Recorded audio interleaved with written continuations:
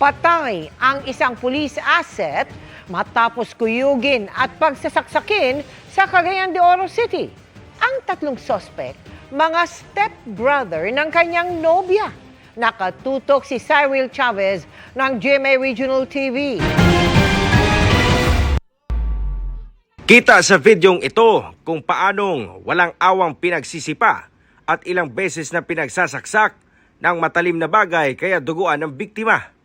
Ayon sa Cagayan de Oro City Police Office, police asset ang biktima na kinuyog sa Lower Tambo, Barangay Makasandig, linggo ng gabi. Nadala pa siya sa ospital ngunit idineklara ng dead on arrival. Initially daw, gi-invite siya nga mag-ato sa mga lugar para manghulam og motor. Apan all of the sudden gitabangan kini mao suspitsado ug na ring biktima sa mga suspitsado mao kini naka-sustain kini og almost 22 mga stab wounds. Sa hot pursuit operation, nasa kote ang isa sa tatlong sospek na 19 anyos lang. Napag-alaman ng PNP na ang mga sospek ay stepbrother ng sinasabing karelasyon ng biktima.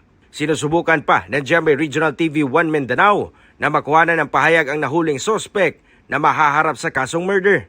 Patuloy namang tinutugis ang dalawa pa. Kani pong nakalayas nga suspitsado na sila yung mga previous panagbingkil ni aning biktima on the allegation nga mao kini nagsumbong ang sa mga otoridad kay mao nang napriso ang ilang papa tungod sa involvement sa illegal drugs. Nagpaabot rin ang kapulisan ng pakikiramay sa pamilya ng biktima.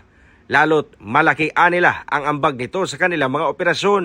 Sa pagkakaroon na agi dako nga sa atong police station 9, labi na sa atong police station 9, mismo nagisugot gid sila nga dako gid pod ang natabang niini atong biktima og dako pod siya og kawadon.